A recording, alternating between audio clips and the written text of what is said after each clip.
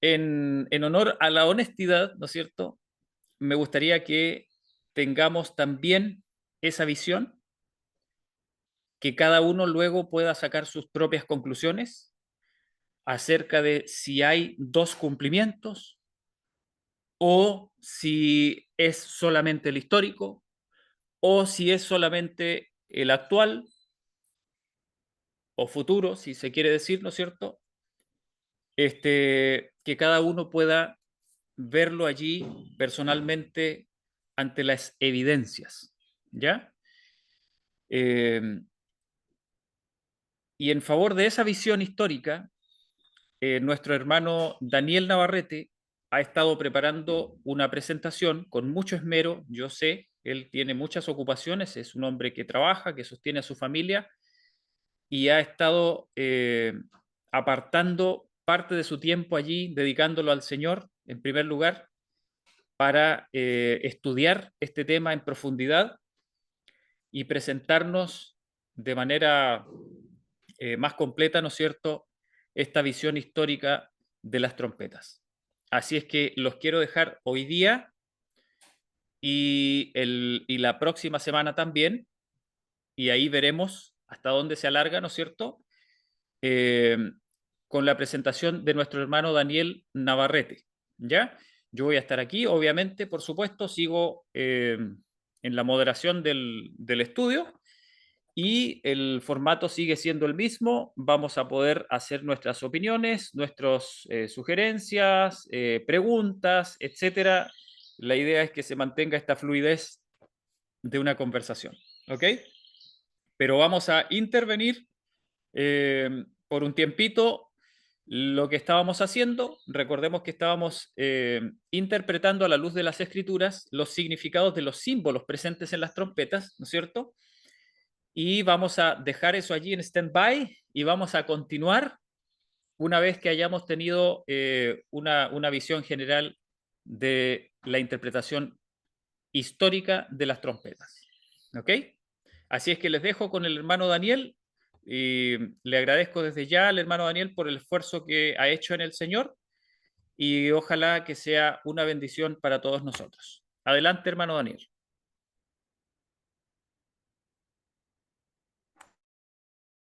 Ay, sí. ¿Se me escucha? Se escucha perfectamente. Sí. Prendí mi cámara, pero no sé si va a funcionar. También se Pero ve bien y se ve un bosque precioso, un lago ahí atrás. sí, parece que alguna vez le dejé puesto un salvapantalla y quedó. Se parece que quedó. Sí, porque en otro Zoom lo ocupé y parece que ya quedó ahí. Bueno, lo primero, saludar a los hermanos, a todos los hermanos, hermanas.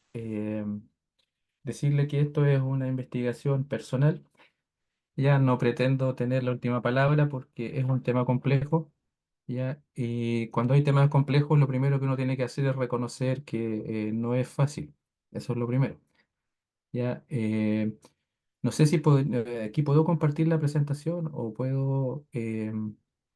Por supuesto, hermano Daniel, yo lo dejé como coanfitrión, así que debería tener ya. todos los derechos. Ya, voy a ver aquí compartir pantalla. Compartir. Ahí usted me dice si se está viendo. Se está Si viendo se ve. perfectamente, se ve ahí el PowerPoint. Ya, este también lo quiero compartir con los hermanos. Bueno, a beneficio de que esta es una investigación personal, reconocer que cualquier acierto es del Señor y cualquier error es de uno, por supuesto. Y también que uno, por supuesto, no tiene la última palabra en lo que yo pueda contestar, si que salen algunas consultas o opiniones, yo lo haré y si no puedo, les diré, hermano, tengo que investigar más sobre el tema, ¿ya? Porque esto es así, ¿ya? Es así.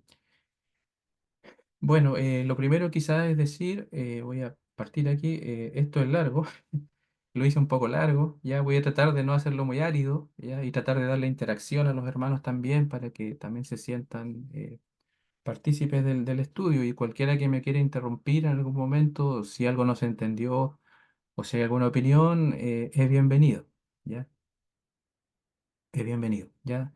Quizá para detenerse en algún momento, que quizá yo pase rápido en algo y alguien sí quiera profundizar en eso o quiera dar una contraopinión, es bueno que se dé, ¿ya? Muy bien. Bueno, lo primero es reconocer que toda la escritura es inspirada por Dios, ¿ya?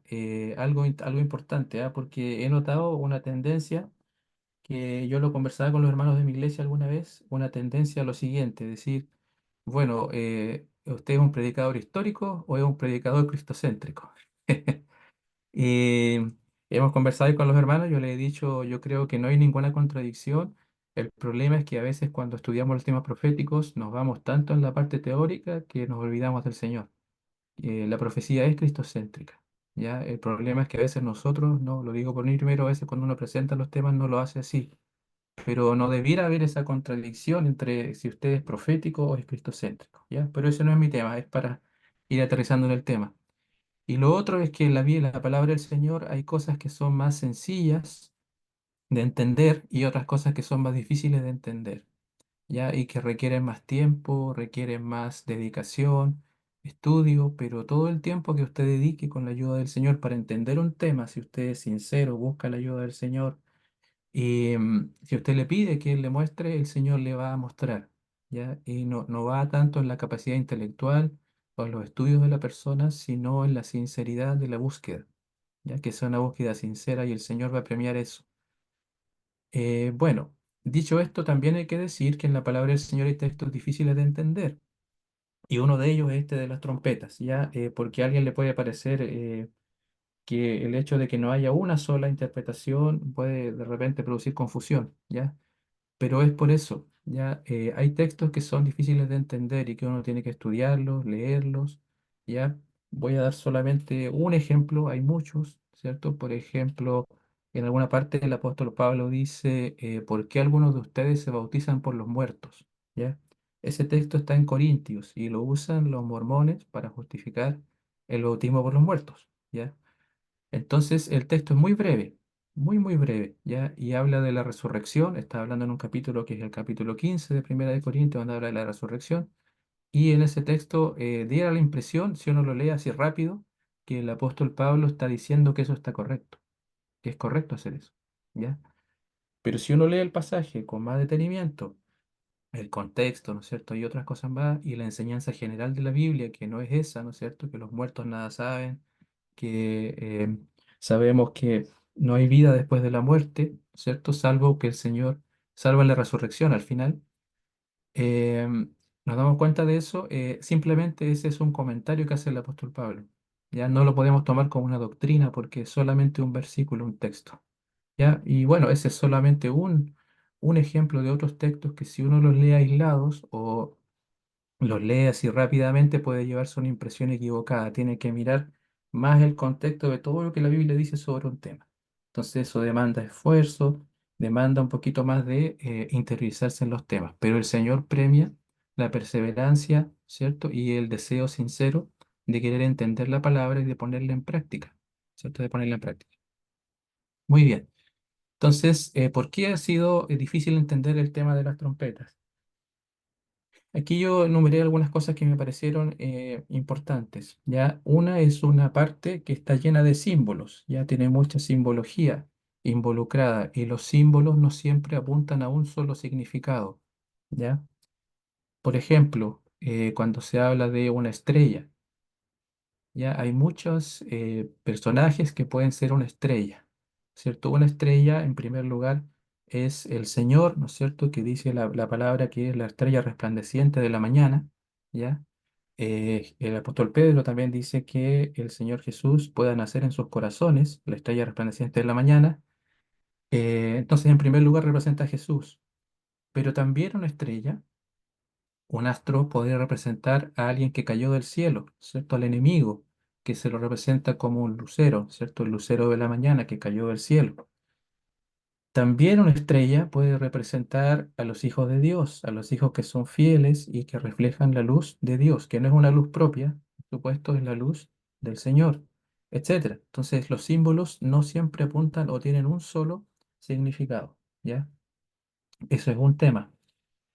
Lo otro es algo que cuando uno lo lee, ¿cierto? Y yo sé que aquí el hermano lo ha comentado así, cuando se lee el séptimo sello, que está en Apocalipsis 8 que lo hemos leído, Después, rápidamente, viene la escena de la introductoria a las trompetas, a las 7 trompetas, en Apocalipsis 8 del 2 al 6.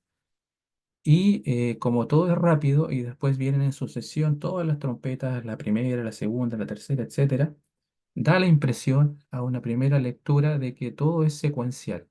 Secuencial se refiere a que es una cosa tras otra, ¿no es cierto? Que viene, terminan los sellos, viene esa escena y después rápidamente viene todo lo otro.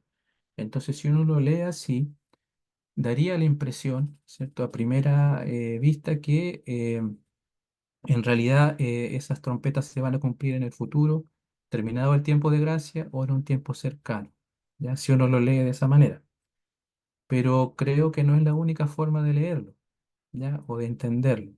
Entonces, eso ya genera cierta dificultad a tratar de interpretarlo, ¿ya? Voy a tratar después de tratar de dar una solución a eso, o sea, no pretendo dar una solución definitiva, pero explicar por qué podrían ser vistas también como algo histórico, ¿ya? Las trompetas. Eh, lo otro es, dentro del mismo libro de Apocalipsis, a veces es difícil entender algunas partes porque Juan, al comentar algo, vuelve a veces, varias veces hacia atrás, ¿ya? En el capítulo 20, por ejemplo, que creo que el hermano Jairo lo ha mencionado, en el capítulo 20 de Apocalipsis, sobre el milenio, hay que leerlo con bastante detenimiento, porque una vez que uno lo lee con detenimiento, entiende lo que entendemos nosotros como la doctrina del milenio, ¿no es cierto? La primera resurrección previa al milenio y la segunda posterior al milenio y el momento en que el Señor finalmente termina con el tema del pecado. Pero si uno lo lee en forma aislada, a veces no queda tan claro, ¿ya? Y eso es porque Juan constantemente está yendo hacia atrás, está presentando un tema, pero después vuelve hacia atrás. Entonces, no siempre es fácil ni siempre es obvio darse cuenta de eso. En algunos casos sí, digamos que queda claro, pero en otros casos no es tan claro, ¿ya? Y lo otro que también dificulta es que a veces en las interpretaciones hay una mezcla de temas simbólicos y temas, digamos, literales, ¿ya? A veces uno quiere, digamos, decir que algo es totalmente simbólico o totalmente literal. Ya, voy a poner un ejemplo, pero que se entienda. Por ejemplo, en Apocalipsis 14, quizás podríamos leerlo. Voy a buscar aquí en Apocalipsis 14, el final del capítulo. Y en Apocalipsis 14 está el mensaje de los 3 ángeles. Y al final del capítulo 14, en la última parte, está una visión que representa la segunda venida del Señor Jesús. Y el Señor aparece con una hoz aguda, ¿no es cierto?, para cegar, como para cosechar la tierra. Ya, eso está en Apocalipsis 14, desde el 14 en adelante, hasta el 20. Ya, entonces voy a dar un solo ejemplo. Por ejemplo, si uno lee el versículo 20, ¿ya de qué está hablando? De los dos, las dos cosechas, ¿cierto? Los hijos de Dios, que son representados por el trigo, ¿no es cierto? Y los que no son hijos de Dios, ¿no es cierto? Que son representados por las uvas, ¿ya? Y las uvas son llevadas a un gran lagar y en ese lagar, ¿no es cierto? Se pisan, ¿ya? Se pisan. Entonces, ¿a qué quiero ir? Hay partes que son simbólicas, gran parte, pero hay partes que son literales. Por ejemplo, ¿será literal que cuando el Señor Jesús venga va a haber, digamos, una gran vendimia? ¿Será algo literal? Y que alguien, van a haber muchas uvas puestas, ¿no es cierto? Y que todas esas uvas van a ser pisadas, pisoteadas. ¿Qué opinan ustedes? A ver, ahí quiero un poquito de interacción para que no hable yo tanto. ¿Será literal o será simbólico eso?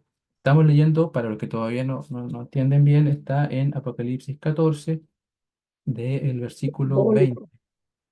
¿Cómo? simbólico. Simbólico, ¿no es cierto? Simbólico. Se entiende, ¿no es cierto? Que es simbólico toda esa parte, no va a haber. Pero hay algo que es literal en el versículo 20. Algo que es literal. ¿Ya? ¿Qué será literal? El lagar, los frenos de los caballos. Pareciera que fueran todos símbolos, pero hay algo que es literal.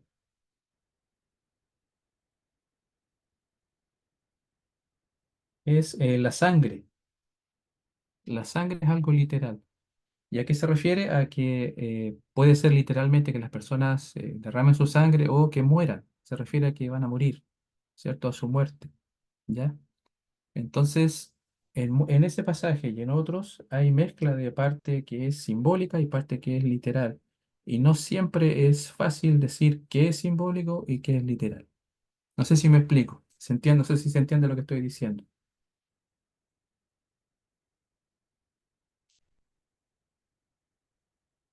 Sí, hermano Daniel, se entiende perfectamente. Solamente me gustaría preguntar por qué, o sea, de qué manera podría ser literal eso de que salió sangre hasta los frenos de los caballos.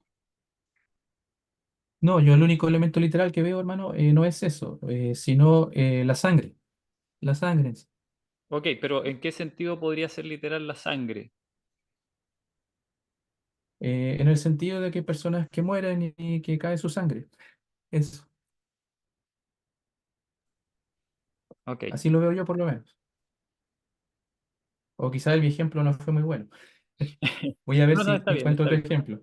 ¿Ya? está Sí. bien, ¿sí? Puede que mi ejemplo no sea muy bueno y deba buscar otro. ¿Ya? Pero eso también sucede, por ejemplo, en otras profecías. Ya en Apocalipsis 13, ahí estoy pensando otro ejemplo. En Apocalipsis 13, desde el 15 en adelante, cuando menciona la crisis de la marca de la bestia, ¿ya? De la marca de la bestia, ¿cierto? Ahí hay algunas cosas que nosotros interpretamos en forma literal y otras en forma simbólica. Ya voy a leer un poquito Apocalipsis 14, el 16 y el 17. Ya es la crisis de la marca de la bestia y de la imagen de la bestia.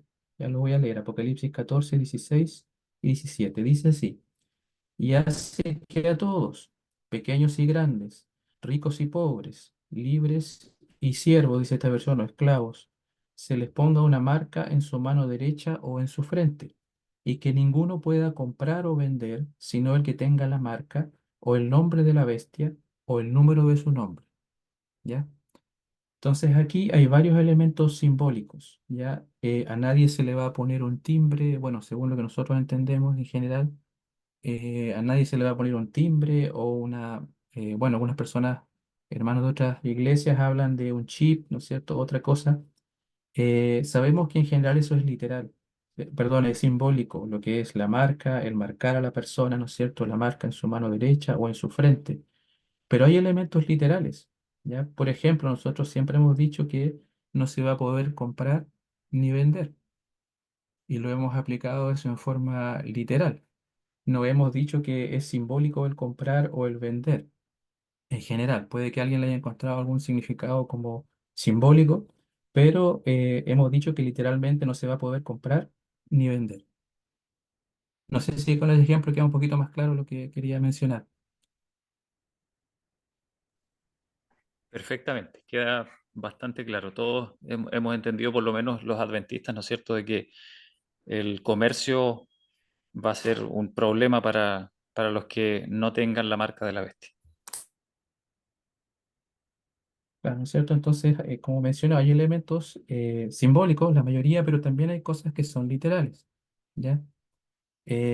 Por eso es que a veces, mi opinión, ahí habla Daniel Navarrete solamente, mi opinión es que uno de los problemas que a veces tenemos al interpretar textos como el de las trompetas es tratar de buscarle a todas las cosas como una simbología o algo simbólico, o simplemente hacerlo todo simbólico o todo literal, cuando en realidad puede haber esos dos elementos ya conviviendo en el texto. Esa es un poco mi idea. Bueno, ahí ustedes decidirán si esa idea les convence o no, ya, pero por lo menos es lo que eh, he podido yo ver, ya. Bueno, voy a seguir, ya, porque me detuve mucho en la primera. Cualquier idea que tengan estos hermanos me interrumpen, no hay ningún problema, ya. Cualquier cosa que yo diga que realmente no les convence mucho, me lo dicen, ya. Muy bien, el contexto de las trompetas es el contexto del libro de Apocalipsis, ya. Eh, En general, esto no es una regla en general, ¿ya? Sino que es algo que se observa al estudiarlo. En general, la primera parte del Apocalipsis, ¿ya? Hasta el capítulo 11 que incluye a las trompetas. En forma tradicional lo hemos aplicado en la iglesia adventista a